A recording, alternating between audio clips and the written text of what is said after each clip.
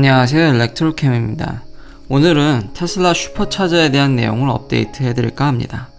최신 뉴스로 테슬라가 지금 타겟과 손을 잡고 슈퍼차저를 더 확장하려고 합니다. 이제 여기서 말하는 타겟은 미국의 어떤 대형 마트입니다. 보통 월마트랑 비교되는데요. 또 월마트를 이야기하니까 그때 댓글에도 남겨주셨듯이, 그리고 저도 이 회사에 대해서 굉장히 많이 이야기를 했었죠. 이제 테슬라 슈퍼차저의 일종의 어떤 경쟁이라고 해야 될까요? Electrify America는 월마트와 손잡고 그 월마트 내에 이런 충전소를 확충해 나가고 있습니다. 지금 말하는 충전소는 DC Fast, 그러니까 고속 충전입니다. 50kW 이상인.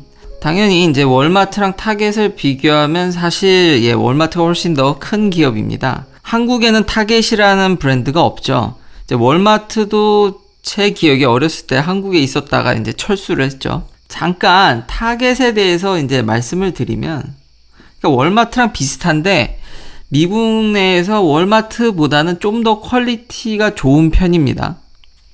뭐 그렇다고 해서 아주 고급은 아니지만, 그러니까 월마트는 좀 더 싸고 좀 더 저품질의 이제 그런 상품에 집중되어 있고, 그거보다는 살짝 위인 브랜드라고 생각하시면 쉬울 것 같습니다. 꼭 그렇다는 건 아닙니다. 그러니까 평균적인 이야기입니다. 그러면 월마트보다 타겟의 숫자가 적은 게 아니냐? 그건 아닙니다. 대부분의 이제 파퓰레이션, 그러니까 미국 인구의 한 75%는 결국 타겟 스토어가 있는 데서 다 10마일 이내에 다 살고 있습니다.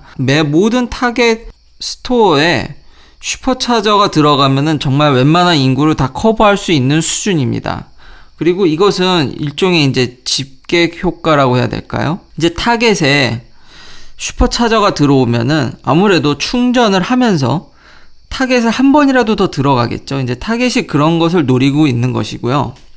뭐 마찬가지로 Electrify America도 월마트와 그런 관계를 유지하려고 하는 것이겠죠.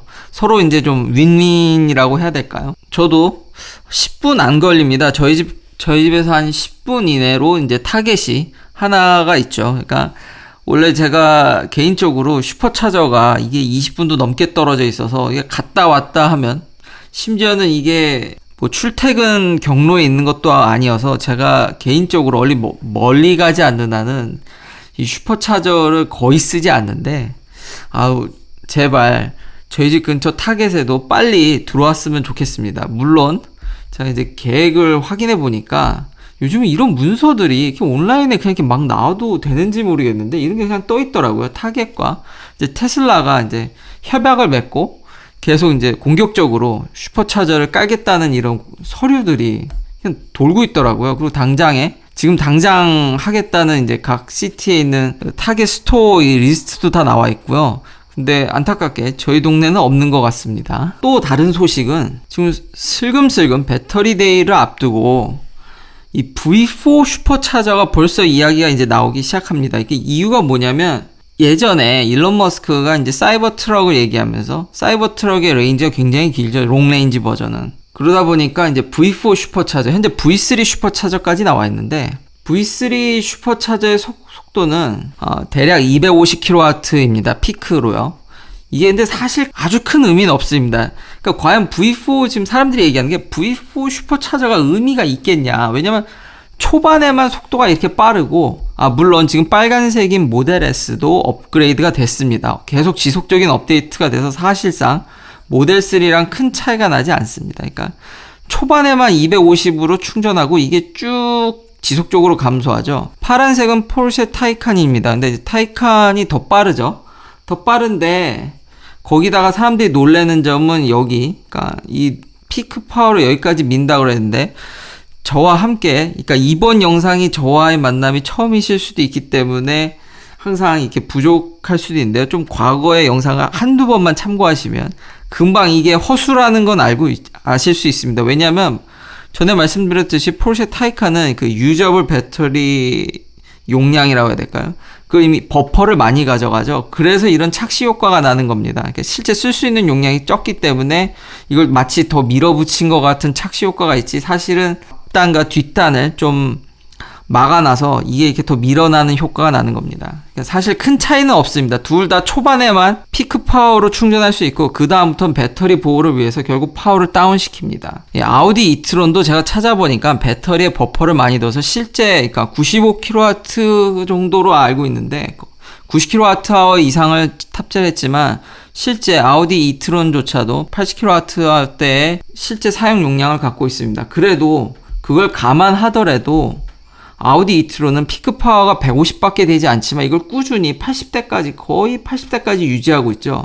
그래서 소비자들은 사실 더 빠른 충전보다는 조금 낮은 속도라도 이걸 좀 끝까지 밀어붙여 주길 원하고 있습니다. 그러니까 더 빠른 속력에만 좀 현혹되실 필요는 없을 것 같긴 합니다.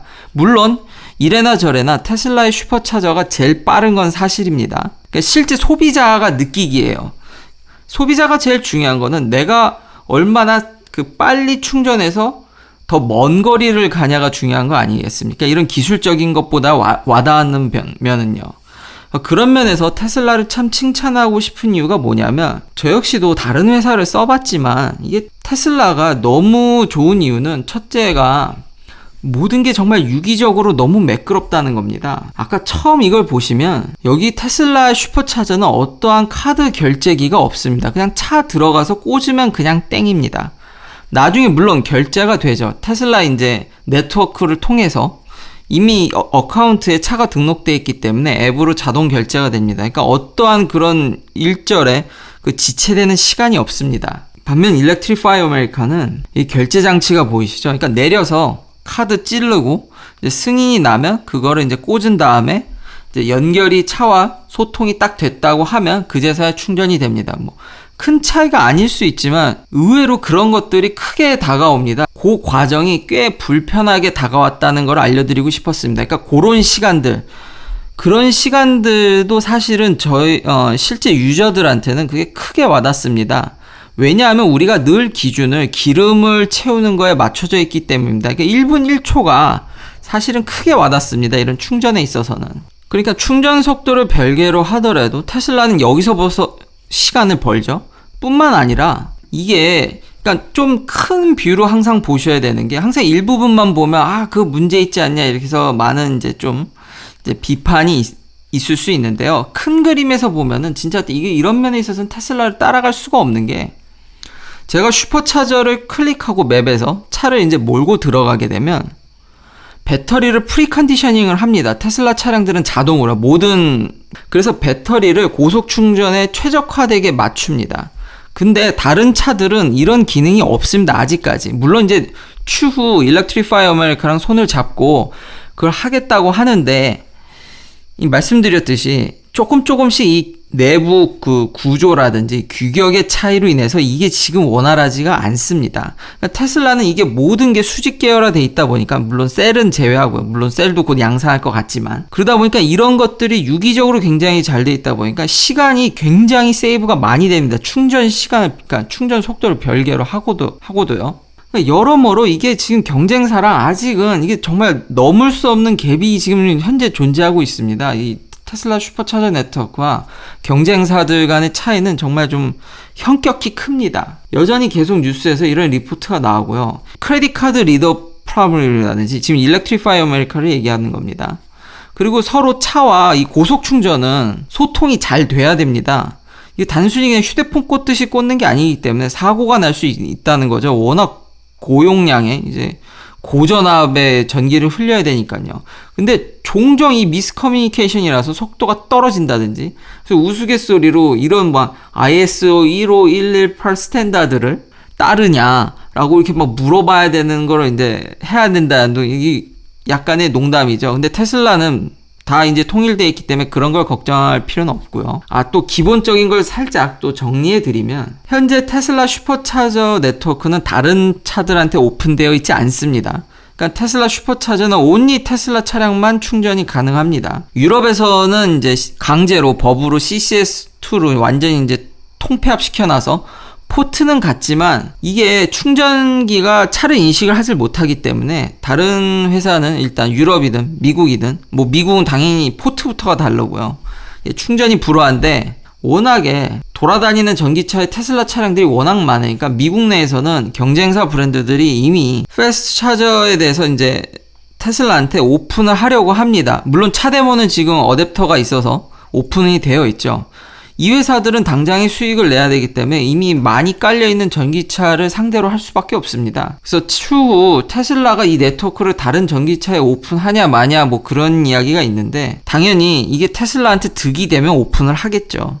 그러니까 테슬라가 굉장히 큰 자산과 이점을 가진 거는 너무나도 분명하고요. 다시 한번 이참에 이걸 정리해드리면요. 이게 포트스입니다.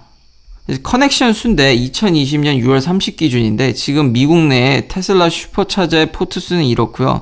2등이 일렉트리파이 아메리카인데 여기 와 있죠. 그리고 여기서 이제 착각하시면 안 되는 게 스테이션 수는 EV고랑 테슬라랑 비슷비슷하지만 스테이션당 있는 충전기의 숫자가 EV고는 2대가 안 됩니다. 그래서 이런 사태가 나는 거고요. EV고는 심지어 여기 와 있죠. 그리고 테슬라는 지금 250kW 슈퍼차저도 굉장히 빨리빨리 확충하고 있습니다. 저도 저희 동네에 좀 떨어져 있지만 실제 쓴 경험을 지난 영상에서 이제 공유를 해드렸고요. 이 일렉트리파이 아메리카는 350kW를 다 까는 게 아닙니다. 그 각 스테이션마다 가보면 지금 기사에 나오는 거 보면 하나 있으면 많이 나옵니다. 왜냐면 현재 그 350kW짜리 포르쉐 타이칸을 위해 이제 제공된 그 충전기는 지금 요번 분기가 아니죠. 이번 상반기에 포르쉐 타이칸은 1000대 조금 넘게 팔았나? 그러니까 1000대 정도 팔았기 때문에 많이 설치할 이유도 없겠죠.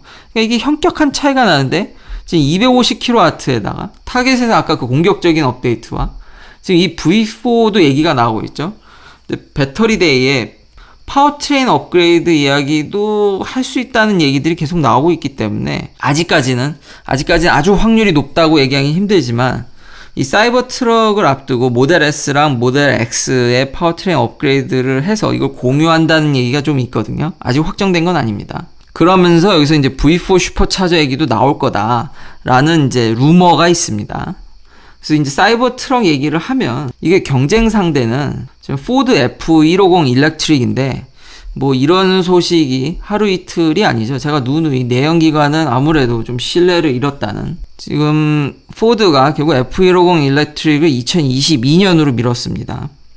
사이버 트럭이 이제 더 빨리 나오죠. 이제 사이버 트럭과 맞불을 놓으려고 2021년 말에 나온다고 하더니 결국 2022년으로 미뤘죠. 제가 이래서 내연기관 회사들 말을 잘 이제 믿질 않죠. 이게 너무 이런 것들이 너무 반복적으로 너무너무 많이 일어나니까 뭐 물론 당연히 이 업계에 뻥과 이런 것들이 난무하긴 하지만 과연 나올 수 있을지 나와도 많이 생산할 수 있을지 기사에 보니까 정말 한국의 배터리 회사들이 얼마나 강력한지를 여기서 알 수 있는데 지금 한국에 계신 분들은 저보다 훨씬 더 잘 알고 계시겠지만 지금 LG화학과 SK이노베이션의 그런 법정 싸움이 있는데 이 문제 때문에 여러 회사들이 지금 피를 보고 있거든요. 지금 기사 내용을 보면 폭스바겐은 제가 저번에 소개시켜드렸고 근데 이게 포드 F150 일렉트릭까지 지금 영향을 받는 줄 몰랐습니다.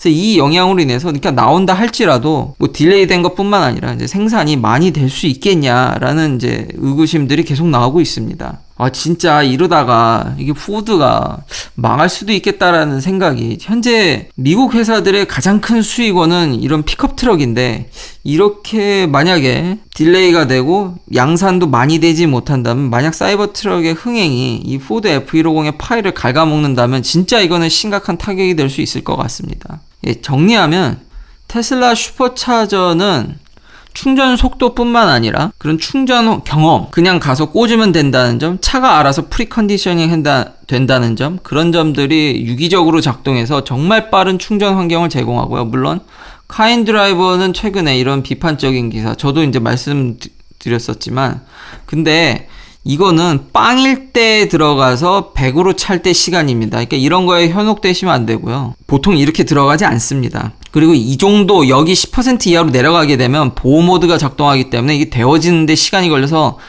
보시면 이렇게 속도가 천천히 오르는 걸 알 수 있죠. 보통은 여기서 들어갑니다. 여기서. 강심장이 아니면 이 안으로 내려갈 수가 없습니다. 100% 채울 수도 없습니다. 슈퍼차저를. 워낙 테슬라 차량들이 많이 팔려서 요즘 룰은 80%밖에 이제 안 됩니다. 여기를 넘어가려면 슈퍼차저가 좀 한산해야지 강제로 많이 충전할 수 있습니다.